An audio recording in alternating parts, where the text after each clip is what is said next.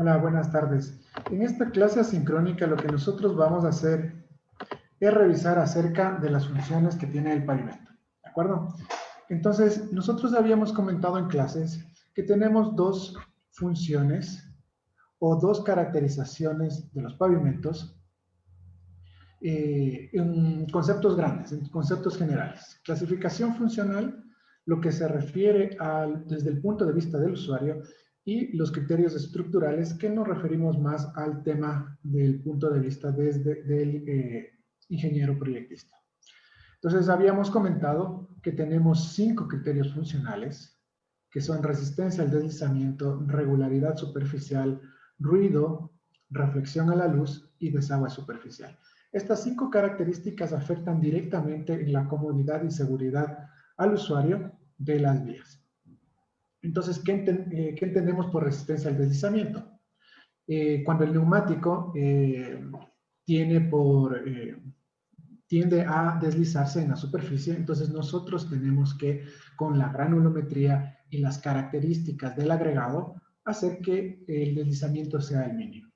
En regularidad superficial habíamos comentado que eran las subidas y bajadas que tenían en el pavimento, que se encontraba en el pavimento, pero no era un diseño geométrico, no es la elevación o el diseño de tangentes verticales y curvas verticales, no. En este caso es, suponiendo una superficie completamente horizontal, tener subidas y bajadas. Y eso se reflejaba en un índice denominado IR, el índice de rugosidad internacional.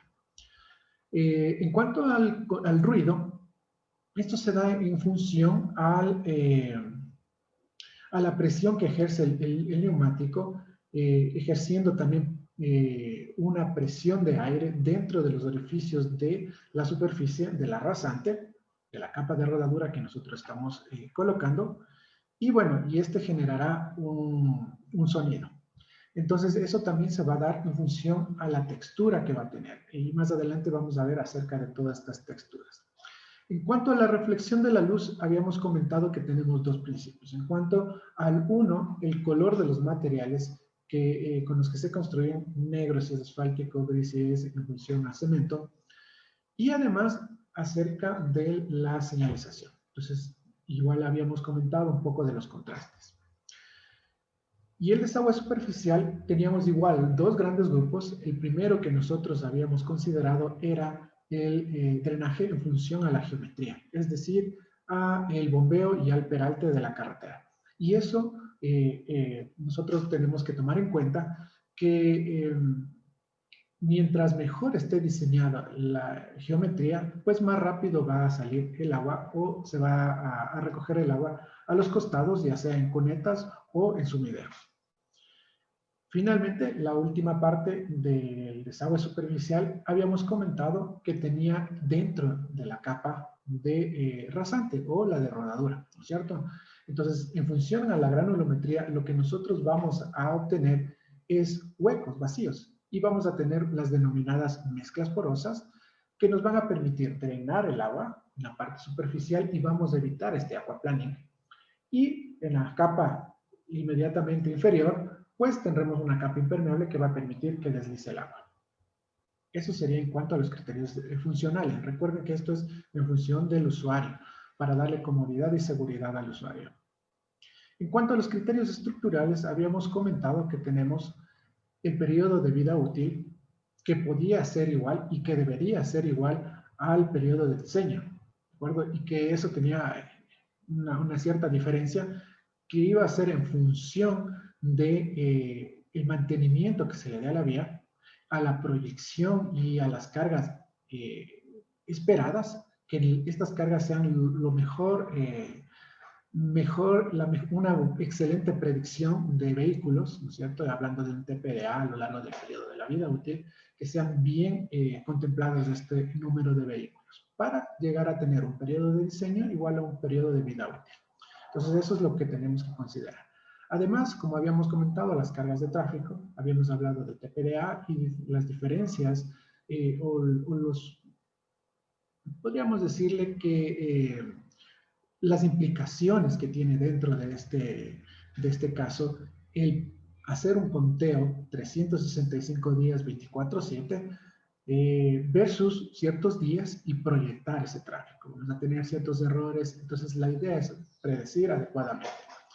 También habíamos hablado que el pavimento es una estructura de cimentación. Esta estructura de cimentación, pues, definitivamente estará en función no solo de las cargas, no solo del lugar del proyecto, sino tendrá mucha influencia el suelo. Entonces necesitamos hacer mecánica de suelos, geotecnia, caracterización del suelo, tendremos que hacer ensayos de capacidad del suelo, pueden ser, como les había dicho, CBR, que ya vamos a ver exactamente a qué se refiere este CBR, pero en sí la resistencia del suelo frente a estas cargas. Y finalmente, como les decía, el agua es el principal enemigo para nuestros pavimentos. Por lo tanto, las acciones climáticas que van a estar inmersas dentro de este pavimento tienen que considerarse para que sean lo más drenantes posibles. Entonces, mientras menor tiempo esté el agua dentro del pavimento, mejor va a comportarse a lo largo de su vida útil y va a resistir más, por supuesto. Finalmente, los materiales disponibles. Entonces, habíamos hablado de que para construir las capas, recuerden, el pavimento es una estructura de cimentación formada por una o más capas. Para construir estas capas, nosotros tenemos que tener materiales disponibles y que presenten características acordes al proyecto. ¿Qué ocurriría si es que nosotros tenemos un pavimento que proyectamos con un material que no existe cercano a la ciudad o al proyecto? Pues tendríamos costos muy elevados. Entonces eso hay que tomar en cuenta. Los criterios funcionales, como les decía, no están ligados del todo, a los aspectos estructurales. Nos lleva a tener la filosofía de un correcto diseño, ¿no? Comodidad y seguridad al menor costo posible.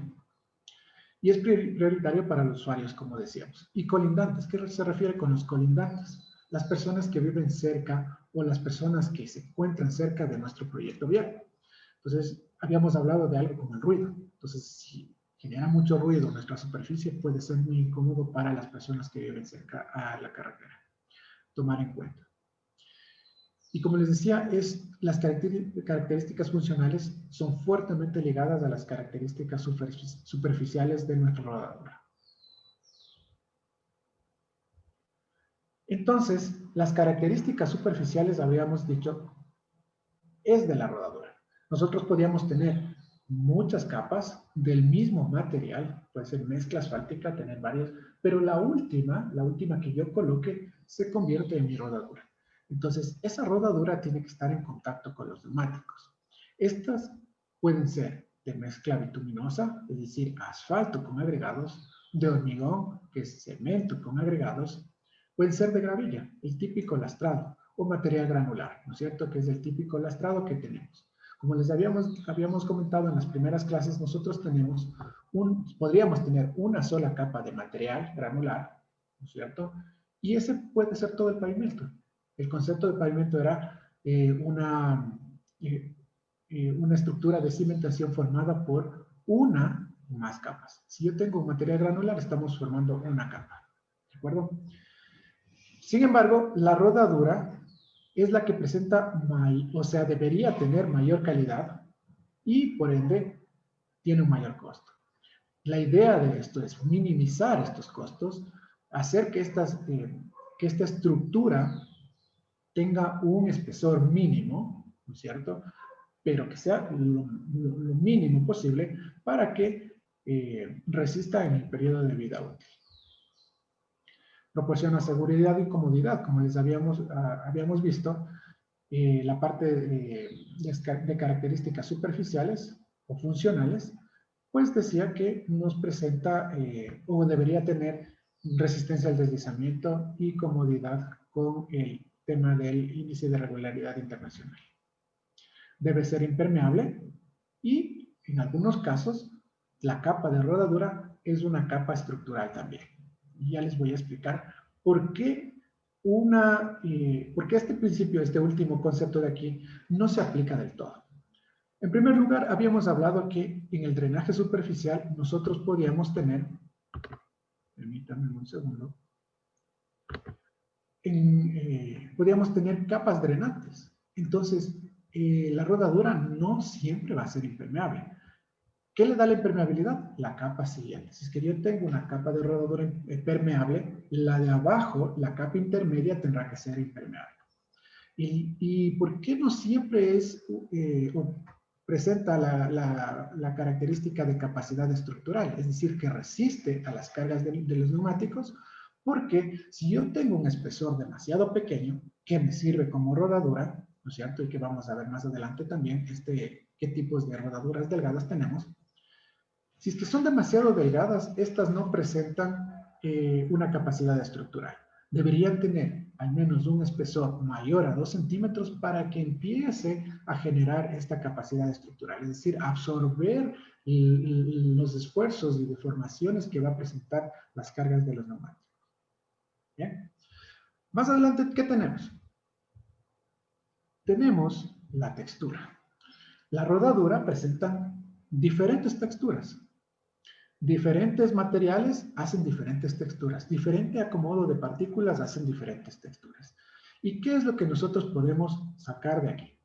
Tenemos dos características que se denominan macrotextura y microtextura. La macrotextura, ya, más adelante está la microtextura. La macrotextura puede presentarse como positiva y negativa. La macrotextura será entonces el acomodo de las partículas, de los agregados en nuestra capa de rodadura. Entonces, si yo digo el acomodo, está fuertemente ligado o está directamente relacionado con el tema de la granulometría. Si yo tengo una granulometría continua, es decir, acuérdense, en la curva granulométrica tiene todos los tamaños, pues los vacíos se irán llenando con las partículas más pequeñas. Entonces, los materiales terminan siendo menos porosos. Además, el acomodo, miren aquí, el acomodo se da en la superficie en forma de U. Tienen orificios, ¿de acuerdo? Es una forma de U. El acomodo de una macrotextura positiva, entonces, tienden a tener estas formas. Si le dibujo un poco más, vamos a notar que hay agregados que sobresalen un poco. Esto en torno a la macrotextura positiva. ¿Qué ocurre con la macrotextura negativa? Pues el acomodo genera unas cavidades de esa forma. Entonces voy a generarme otro. Ese es una macrotextura negativa. Entonces, cuando decíamos, ¿cuándo se genera ruido? ¿O qué genera ruido? Pues lo que genera ruido viene a ser la macrotextura.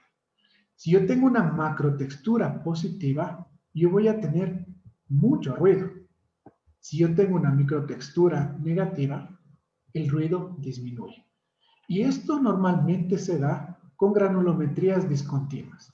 Igual en la clase de laboratorio repasaremos un poco el tema de granulometrías, cómo son las curvas, en fin.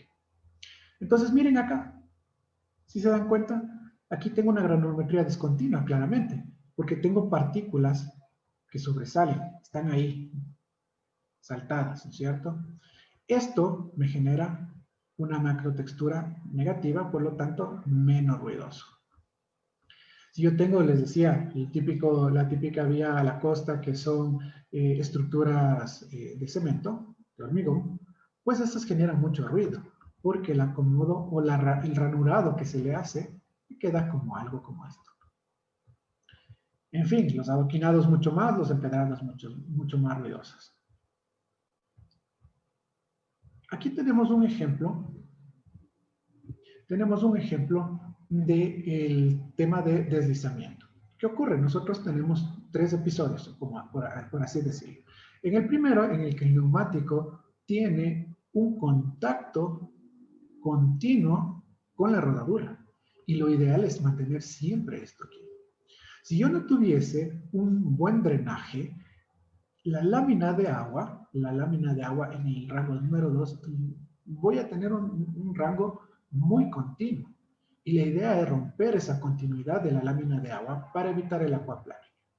Entonces, en conjunto con los neumáticos, el tema de labrado de los neumáticos, más las características de de macrotextura, me ayudarán también a disminuir esta lámina de aquí. Entonces, la idea es mantener o cortar, mejor dicho, cortar esta superficie de agua. Aquí sí podemos ver claramente cuál es la diferencia entre macrotextura y microtextura. En cuanto a la macrotextura, les había dicho que es la granulometría. ¿Por qué? Miren, esto viene a ser macrotextura.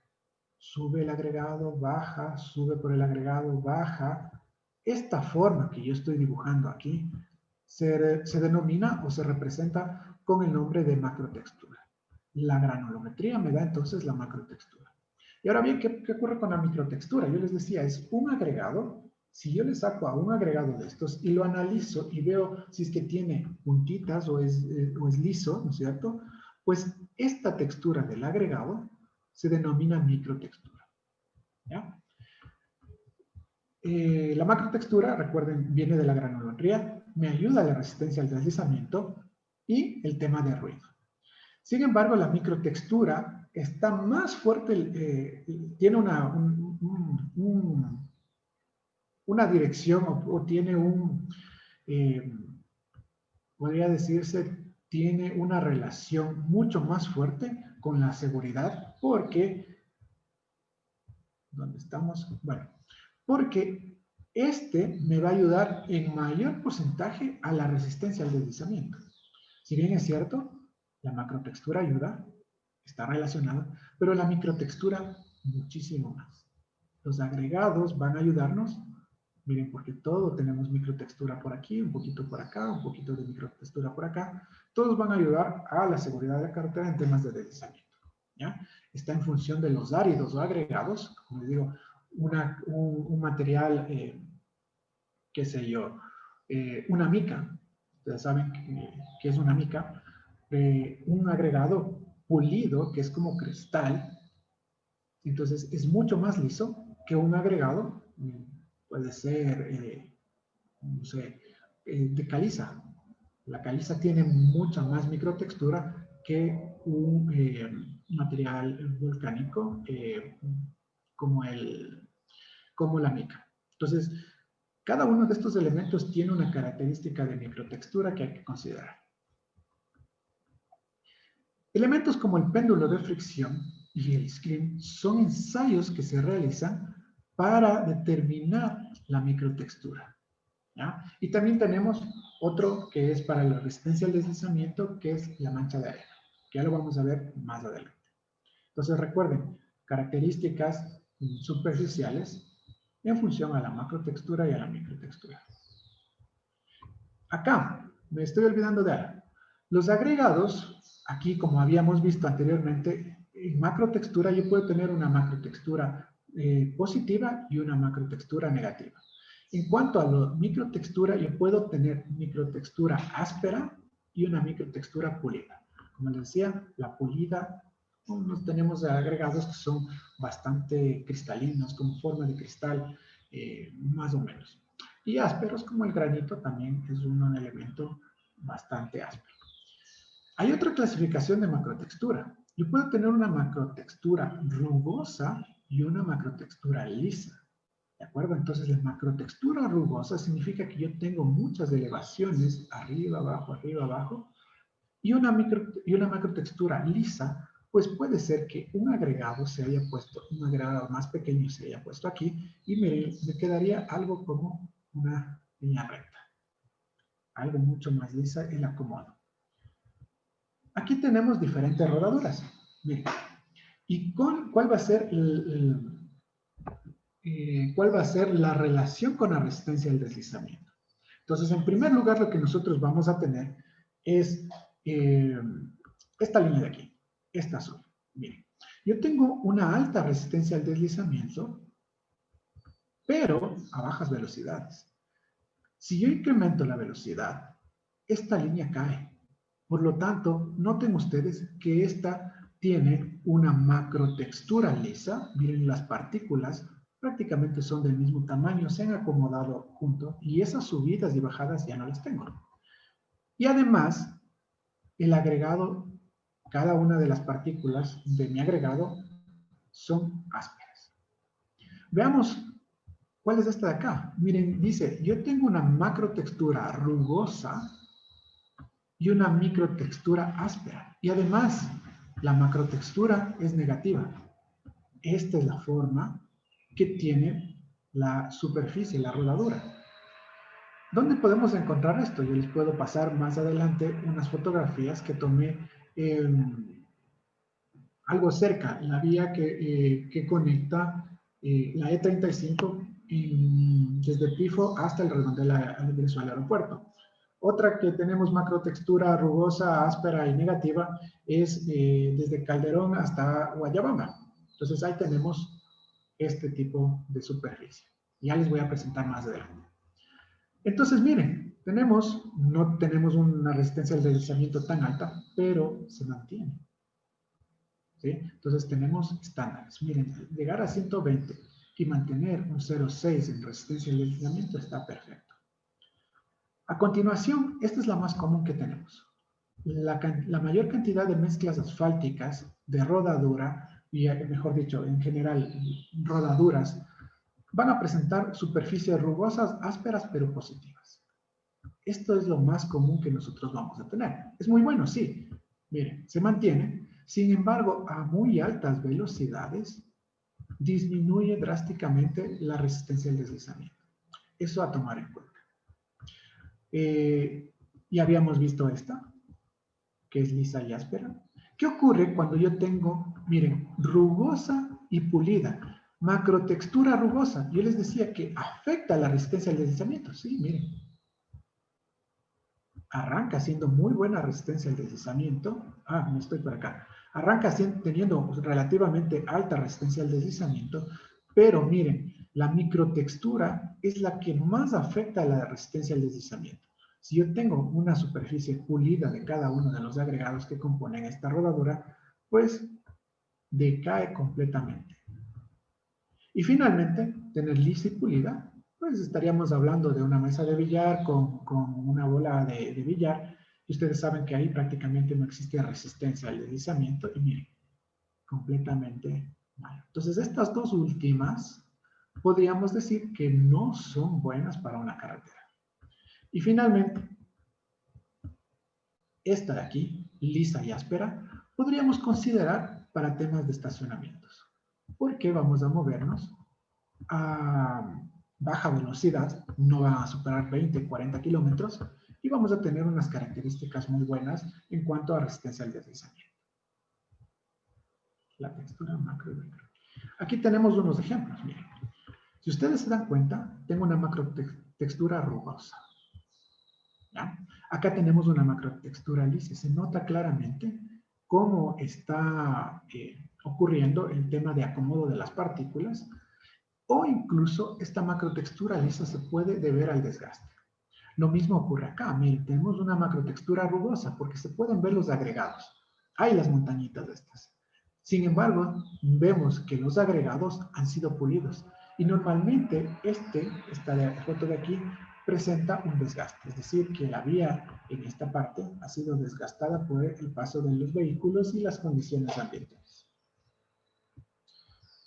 Algo un poco más claro. Macrotextura positiva. Noten ustedes que tiene unos saliditos de ahí, ¿no es cierto? Son los agregados que han salido y están generando esas puntitas.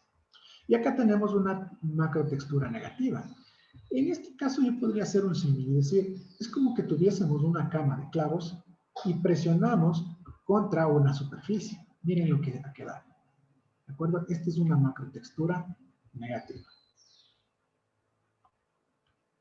Y bueno, aquí nosotros más adelante vamos a hablar un poco más acerca de diferentes tipos de rodaduras. Estas rodaduras de aquí que ustedes ven acá abajo están en función a la nomenclatura de las normas europeas. ¿Ah? Entonces podemos determinar algo así como el asphalt concrete, que es una mezcla asfáltica continua, mezcla asfáltica porosa, mezcla asfáltica discontinua, y bueno, pues tenemos tratamientos superficiales, que eso tenemos que seguir conversando más adelante. Ustedes tienen que ver el material complementario que está subido en el D2L para que tengan un poco más claro a qué me estoy refiriendo. Y por acá tenemos unas lechadas bituminosas. Como les digo, más adelante seguiremos hablando del tipo de rodaduras que necesitamos o que vamos a aprender aquí en la clase. Pero, yo les había dicho, yo puedo medir esta macrotextura en función a la altura del círculo de arena. Entonces yo voy a formar un círculo y mientras más alto es esto, yo voy a tener una mayor adherencia. ¿De acuerdo? Entonces, mezclas continuas, pues relativamente bajas, porque el acomodo de las partículas hace que esta superficie se vuelva más lisa. Y mientras más porosa, ¿no es cierto? Y por acá tenemos el acomodo de un tratamiento superficial, ¿no es cierto? Van a generar puntitas y eso genera una mayor macrotextura, por lo tanto, puede mejorar el tema de resistencia al deslizamiento. Por acá tenemos, en cambio, ¿cuáles serían los rangos que tendríamos, o los límites, las fronteras entre que se transforme en microtextura y macrotextura y la megatextura? Entonces, la megatextura, déjenme dibujarles. Recuerden, la microtextura es el agregado que tiene ciertas montañitas por aquí y por acá. La macrotextura es el acomodo que va a ir dejando las partículas. ¿Ya? Miren la superficie, quedó así. Sin embargo, si yo tomo un tramo mucho más largo de mi pavimento, yo puedo verificar la megatextura. La megatextura, por lo tanto, entonces varios kilómetros, ya incluso ya puedo dibujar aquí un vehículo, ya no es tan pequeño. Acá el neumático sería algo como esto. Aquí el vehículo. Entonces lo que nosotros vamos a notar que la megatextura se debe a fallas. Entonces, estas fallas pueden ser desgastes, pueden ser hundimientos, pueden ser baches, y eso no está bien visto. Ustedes ahí tienen las amplitudes o los tamaños cuando hablamos de, en horizontal, ¿no es cierto?, el tamaño, distancia, y en vertical, profundidad, de la microtextura, macrotextura y megatextura. Entonces, lo ideal es tener una macrotextura adecuada y una microtextura adecuada, es decir, tener un tamaño considerable. Sin embargo, la megatextura, esa sí no la debemos tener en nuestras carreteras. ¿Por qué? Entonces, noten ustedes, ¿cuál va a ser la influencia de la microtextura y macrotextura en los diferentes parámetros superficiales? Supóngase, la microtextura, adherencia. Está aquí. Déjenme sacar el punterito. La microtextura, adherencia. Resistencia a deslizamiento. Y por supuesto, si es que yo tengo una microtextura más alta, influye en el desgaste. Es como una lija, ¿de acuerdo? Vamos a generar desgaste en los neumáticos. La macrotextura, en cambio, habla del drenaje, resistencia al deslizamiento. Habíamos hablado también un poco de eso. Propiedades ópticas, proyección de agua, ahí estamos hablando del drenaje, ¿no es cierto? Ruido, y bueno, ruido exterior sería.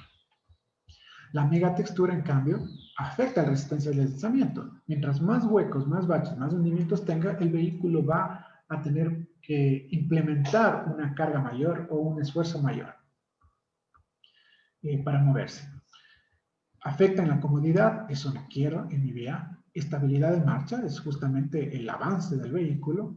Va a haber cargas dinámicas, hundimientos. En el momento que existe un bache, nos caemos y existe una aceleración en el usuario y eso tampoco está visto. Y por supuesto el desgaste del vehículo. Entonces, noten ustedes aquí microtextura, macrotextura, megatextura. Y bueno, si es que ya me paso al tema de mala regularidad, es decir, mi vía está muy dañada, pues afecta enormemente más en los temas que hemos conversado hace un momento.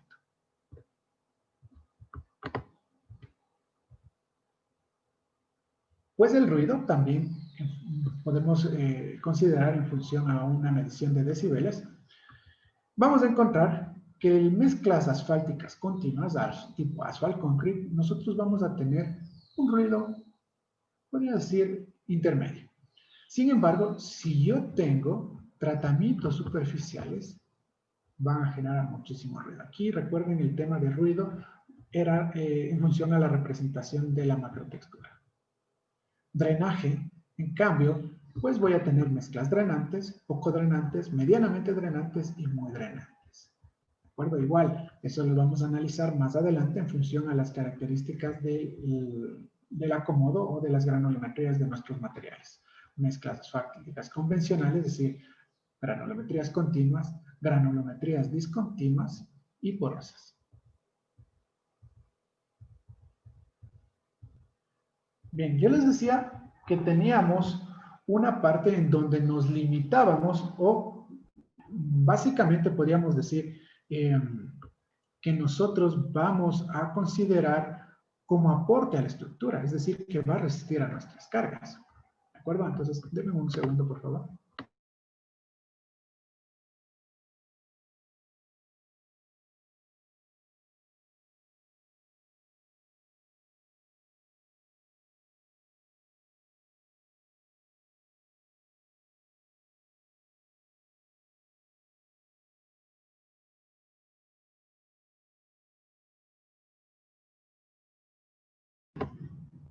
Bien, ahí estamos un poco más claritos. Entonces, ¿qué ocurre? Si es que yo tengo mezclas asfálticas de espesores muy delgaditos, eso me va a servir para mejorar la rodadura, las características superficiales, mas no va a servir como resistencia al paquete estructural, al todo conjunto de las capas.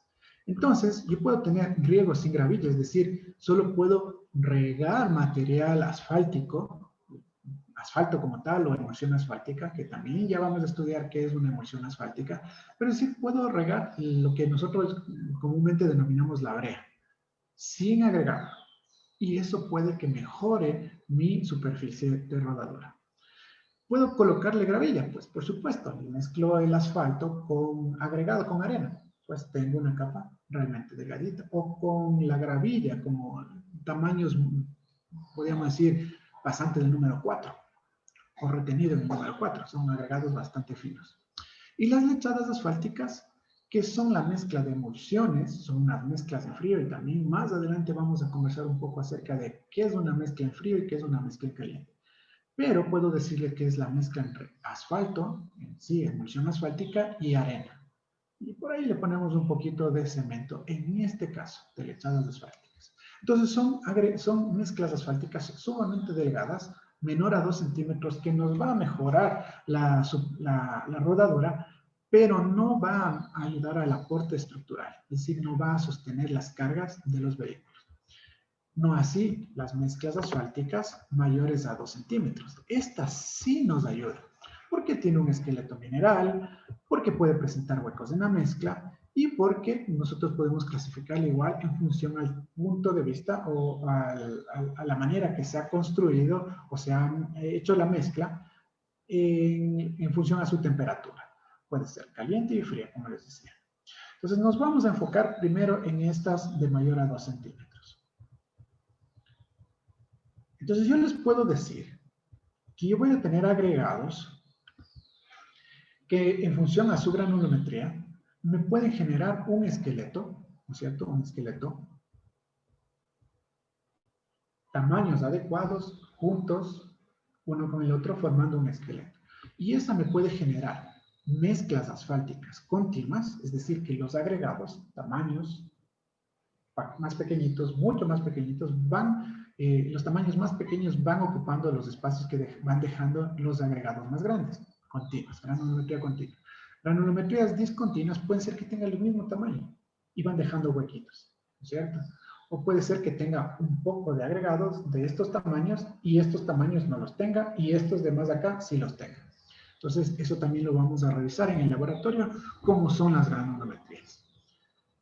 Eso puede ser una clasificación de estas capas de rodadura y también podemos tener capas de intermedias, ¿no? Puede ser de mezcla asfáltica.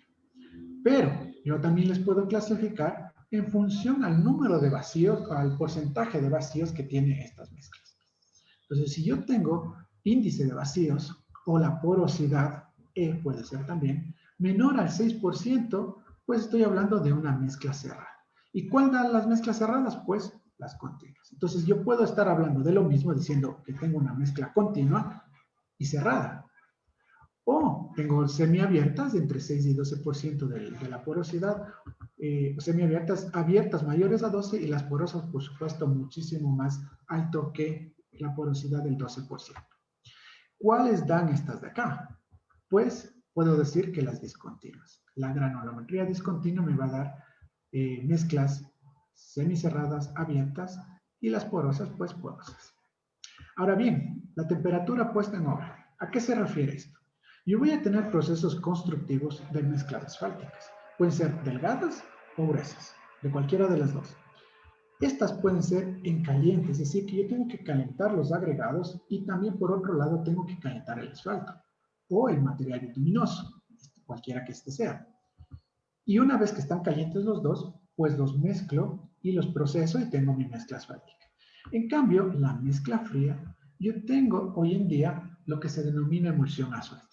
¿Qué es una emulsión asfáltica? Sí, rápidamente, antes de entrar en más detalles. La emulsión asfáltica es una dispersión de partículas de asfalto, el que viene de la refinería, es como que le corto pedacitos, puntitos por aquí, puntitos por acá, y le hago flotar en agua. ¿Ya? Esa agua, por supuesto, tiene una carga eléctrica que hace que no se peguen las partículas. Entonces, si bien es cierto que voy a tomar el concepto de disolver. Es como que estuviera disolviendo aceite en agua. Ustedes saben que no se disuelve, no se mezcla. Pero lo que puede hacer es un truquito que es dispersar. Mantenerles a las partículas suspendidas ahí mientras flotan en esta agua. Esta agua. Ya vamos a ver qué contiene el agua. Pero bueno, esa viene a ser entonces la emulsión asfáltica. La emulsión asfáltica entonces es un líquido que puede estar a temperatura ambiente. Yo en el momento que mezclo con agregados, pues se evapora el agua y me queda asfalto con agregados. Lo mismo que la caliente, solo que he construido una mezcla fría, es decir, que me he evitado una terrible huella energética, ¿no es cierto? Me ahorro mucho huella de carbono aquí. Mucho más fácil para trabajos en obra, en sitio. Bien, estas entonces vienen a ser cómo se verían nuestras mezclas asfálticas continuas, discontinuas y porosas. Por este lado tengo algo continuo, ¿no? Ahí está sellado. Una discontinua, miren cómo está, y una porosa. Se nota claramente que la mezcla se vuelve porosa aquí. Acá estaba un poco más grande las granulometrías, cerrada, abierta o semiabierta y porosa. Continua, discontinua y porosa. Entonces, esto lo vamos a analizar un poquito más de detalle en el laboratorio para que se vayan acordando cómo eran las granulometrías. Y bueno, y esto de aquí va a ser su primer deber, que la clase del día lunes les voy a explicar. Y con eso, pues, terminamos esta primera introducción al tema de pavimento.